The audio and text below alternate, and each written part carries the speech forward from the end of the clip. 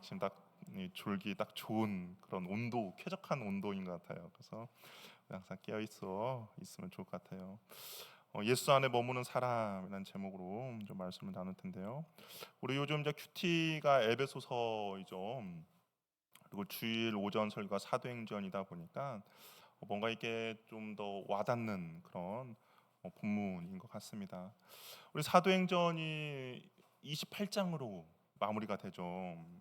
그리고 마지막 장을 보면 이제 바울이 죄인의 몸으로 셋집에 머물면서 2년 동안 하나님의 말씀을 전하였다라고 되어 있습니다. 이 3차 전도 여행 때 에베소 지역에 3년 동안 말씀 머물면서 말씀을 전했죠. 에베소서는 바울이 노마의 그 셋집에 있을 때 에베소 교회에 쓴 편지입니다. 그러니까 감옥에 있을 때 쓴 편지이죠. 바울은 편지를 쓰면서 자기가 어떻게 하나님의 부르심을 받았는지에 대한 확신을 우리들에게 보여주고 있는데요. 1절에 보니까 하나님의 뜻으로 말미암아 그리스도 예수의 사도된 바울은이라고 이야기를 하고 있습니다. 이게 자신의 존재의 의미를 하나님께 두고 있는 것이죠. 자신이 사도가 된 거, 그리고 어떻게 보면 예수 그리스도의 제자가 된 것이 하나님으로부터 비롯됐다는 것을 이야기하고 있습니다. 근데 바울의 서신을 보면 종종 이런 표현을 자주 써요. 우리 로마서도 보면 로마서 1장 1절도 보면 예수 그리스도의 종 바울은 사도로 부름을 받았다라고 되어 있고요. 고린도전서 1장 1절에도 하나님의 뜻으로 따라 그리스도 예수의 사도된 바울은 되어 있고, 갈라디아서 1장 1절도 사람에게 난 것도 아니고 사람으로 말미암은 것도 아니고 하나님 아버지로 말미암아 사도된 바울은이라고 이야기를 하고 있습니다. 바울이 자신이 사도가 된 것은, 그리스도의 종이 된 것은 뭐 우연히 된 것도 아니고 내가 하고 싶어서 된 것도 아니고 하나님으로 말미암아 하나님의 뜻대로 하나님의 부르심으로 됐다고 고백하고 있는 것이죠. 이것이 바울의 신앙의 첫 출발입니다. 우리가 신앙은 어떻습니까? 나에게부터 시작된 것이 아니죠. 하나님으로부터 출발합니다. 내가 구원 얻은 것이 내가 하나님을 먼저 찾은 것이 아니라 주님께서 나를 먼저 찾아오셨죠. 내가 주님을 먼저 사랑한 것이 아니라 주님이 나를 먼저 사랑해 주셨습니다. 내가 주님을 택한 것이 아니라 주님께서 나를 먼저 택해 주셨어요. 그래서 바울의 그런 믿음이 흔들리지 않는 이유가, 낙심하지 않는 이유가 거기 있어요. 왜냐하면 하나님이 나를 먼저 사랑해 주셨고 하나님이 나를 불러 주셨고 하나님이 나를 먼저 택해 주셨기 때문에 어떤 상황과 환경에서도 뭐 노마서 표현을 빌린다면 누가 나를 송사하고 괴롭히고 누가 나를 죽을 것이요라고 이야기하는 신앙 고백에 담아 있는 겁니다. 왜냐하면 하나님으로부터 시작되었기 때문에 어떤 흔들림이 없고 확신이 있다라는 것이죠. 그래서 비록 지금 감옥에 갇혀 있지만 노마의 죄수의 신분으로 있지만 그럼에도 흔들리지 않고 낙심하지 않고 확신 있게 말할 수 있는 것은 하나님으로 말미암아 하나님으로부터 하나님이 먼저 나를 사랑해 주시고 택해 주시고 하나님이 나를 먼저 불러 주셨기 때문인 거죠. 절대 취소되지도 않고 절대 사라지지도 않기 때문입니다. 그래서 바울은 그렇게 고백하고 있는 거예요. 과연 우리들에게도 이런 확신이 있는가 중요하죠. 신앙생활하면서서 하나님이 나를 먼저 불러주셨다, 하나님이 나를 먼저 택해 주셨다, 하나님이 나를 먼저 사랑해 주셨다라는 확신이 있습니까? 이런 확신이 있다면 우리의 구원이 흔들리지 않겠죠. 어떤 상황과 환경 가운데 있어도 나의 구원에 대한 그 확신은 흔들리지 않고 더욱더 하나님 앞에 견고히 서 나갈 수 있습니다. 또한 그런 확신이 있다면 내가 지금 속해 있는 그런 직장, 학교, 가정에서도 마찬가지죠. 하나님의 부르심의 확신이 있다면 내가 어느 곳에 있든지 그 하나님의 부르심에 대한 확신을 가지고 신앙생활을 할 수 있기 때문인 거죠. 내가 지금 다니고 있는 직장이 하나님께서 나를 보내신 곳임을 확신하는가? 그냥 어쩔 수 없이 밥 먹기 위해서 어쩌다가 오게 된 것이 아니라 하나님께서 나를 이곳에 보내셨다라는 그런 확신, 그렇다면 그곳에서 내가 어떻게 하나님의 영광을 나타낼 것인가에 대한 고민을 할 것이고, 그리고 나의 삶의 태도와 모습들이 그 영광을 나타나게 할 것입니다. 학교도 마찬가지죠. 지금 내가 다니고 있는 학교, 그냥 어떻게 하다가 공부 못해서 뭐 점수 맞추다가 온 것이 아니라, 입시에 실패해서 온 것이 아니라, 하나님이 나를 이곳에 보내셨다라는 확신이 있다면, 그것은 단순히 시간을 때우는 곳이 아니라, 잠시 거쳐 가다가 그냥 왔다 가는 것이 아니라 하나님의 영광이 드러나는 곳임을 알게 되면, 그곳에 나의 삶의 태도와 모습이 달라지겠죠. 가정도 마찬가지입니다. 나의 남편, 나의 아내가 마지못해서 그냥 사는 것이 아니라 하나님이 주신 사람이라고 믿는다면, 확신이 있다면, 어떠한 어려움 그리고 고통도 함께 이겨낼 수 있죠. 이것이 아무리 우리를 괴롭고 답답하고 어려운 시련을 준다 하더라도, 하나님의 부르심, 하나님의 택하심, 하나님의 사랑하심에 대한 확신이 있다면 바울과 같은 고백을 우리가 할 수 있다라는 겁니다. 비록 로마의 죄인 감옥에 갇혀 있더라도 나는 하나님의 뜻으로 예수 그리스도의 사도입니다. 그리고 이게 에베소서를 보면 바울이 그런 고백해죠. 내가 비록 죄수의 몸에 갇혀 있을지라도 감사한다라고 고백합니다. 왜 그렇습니까? 이 확신이 있기 때문에. 내가 있는 상황과 환경이 중요한 것이 아니라 하나님이 나를 불러주셨고 택해 주셨다는 것이 더욱더 중요하기 때문인 것이죠. 이 바울이 에베소 성도들, 신실한 자들에게 편지를 쓴다라고 이야기합니다. 성도라는 말은 뭐예요? 구별된 사람들이는 것이죠.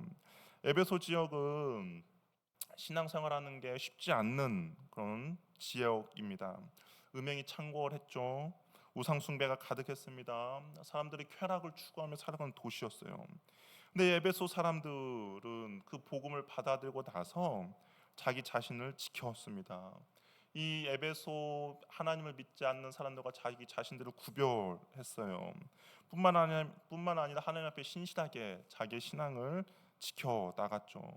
이 당시에 이 에베소 지역뿐만 아니라 이 노마 전 지역에서 노마 황제를 섬기지 않는다라는 것은 나는 그 사회에서 도태되고 약자로 살아가겠다라는 의미인 거죠. 그럼에도 불구하고 에베소 성도들은 그 하나님을 믿는 신앙을 선택했기 때문에 에베소 지역에서 사람들에게 핍박을 당하고, 심지어는 재산에 빼앗기기도 하고, 심지어는 장사하며 먹고 사는 사람들은 그 장사라는 그런 길드 안에 들어가지 못하는 그런 상황이 벌어진 겁니다. 그럼에도 불구하고 자기 자신들을 끝까지 구별시켰죠. 그래서 바울이 성도라는 표현을 사용하고 있는 거예요.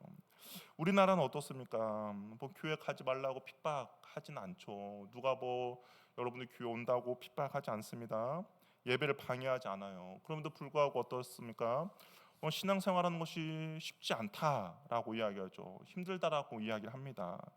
그렇다면 에베소 성도들은 어떻게 우리보다 더 힘들고 더 어려운 상황임에도 불구하고 그 믿음을 신실하게 지켜나갈 수 있었을까? 어떤 이유가 있겠죠. 우리도 누가 방해하지 않음에도 신앙생활하는 것이 힘들고 어렵다라고 이야기하는데, 우리보다 더 힘든 에베소 성도는 어떻게 지켜나갔을까? 그 이유는 다른 것이 아닙니다. 여기 보니까 그리스도 예수 안에 있었기 때문이다라는 것이죠. 그리스도 예수 안에 있었다라는 것은 그리스도와 연합했다라는 이야기입니다. 주님이 내 안에, 내가 주님 안에 머물러 있는 거죠. 그리스도와 함께 죽고 함께 산다라는 의미입니다. 이는 죄에 대해서 죽고 하나님에 대해서 살아 있는 것이죠. 우리 갈라디아서 2장 20절의 고백 혹시 기억하십니까? 내가 그리스도와 함께 십자가에 못 박혔나니 그런즉 이제는 내가 산 것이 아니요 오직 내 안에 그리스도께서 사신 것이라.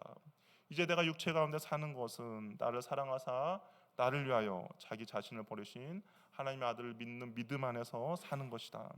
더 이상 죄를 위하여 사는 것이 아니라 하나님을 위해서 사는 삶을 사는 겁니다.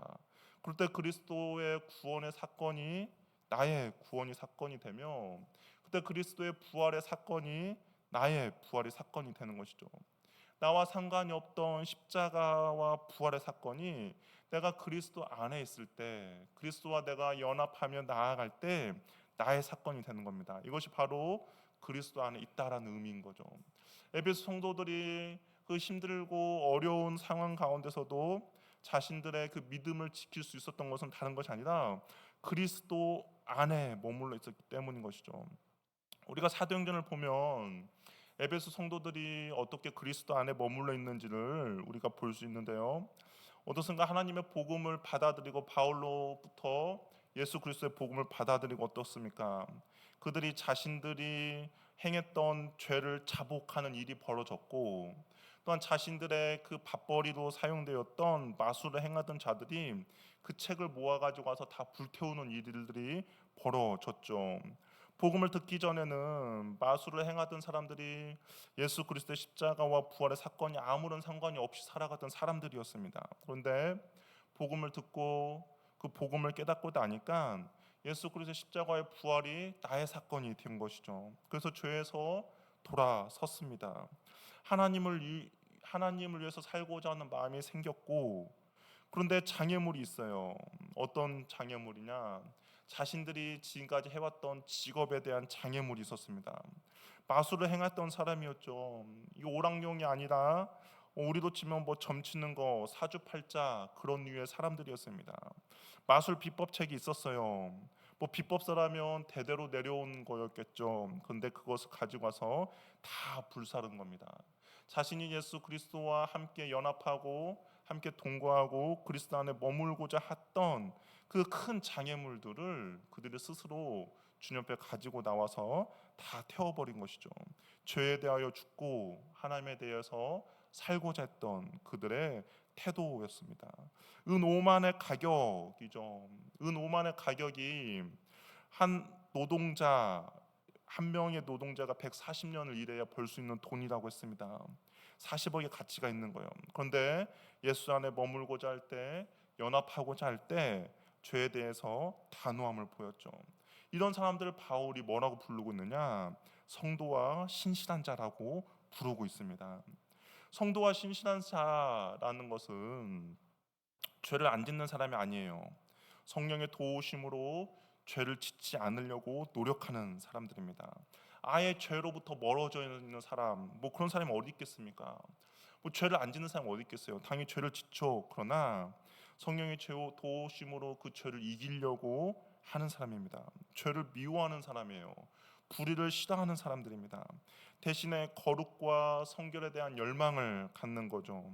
주님을 닮고 싶어하고 정직하고 깨끗하고 순결하게 살고 싶어하는 그 열망을 가지고 살아가는 사람들이 바로 성도요, 신실한 사람이요, 그리고 이 바울이 오늘 말하고 있는 에베소 성도들이라고 이야기를 하고 있습니다.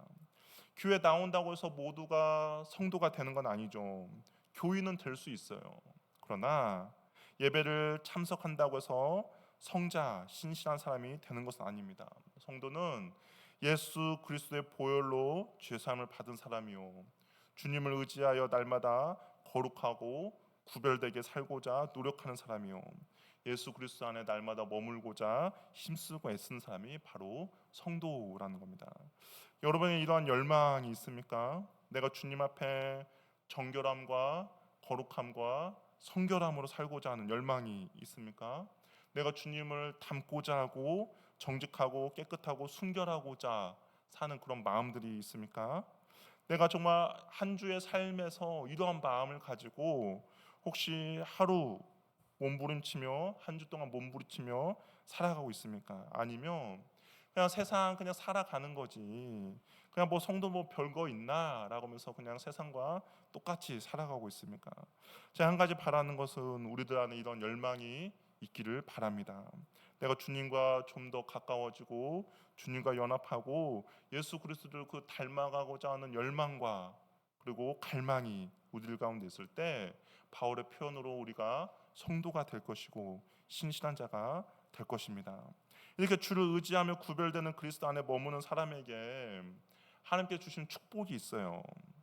하나님 앞에 성결함과 정결함을 갈망하고 열망하는 사람들에게 주시는 축복이 있는데 그것이 바로 은혜와 평강입니다. 우리 2절 말씀을 한번 같이 읽어보도록 하겠습니다. 한번 읽어볼게요. 시작.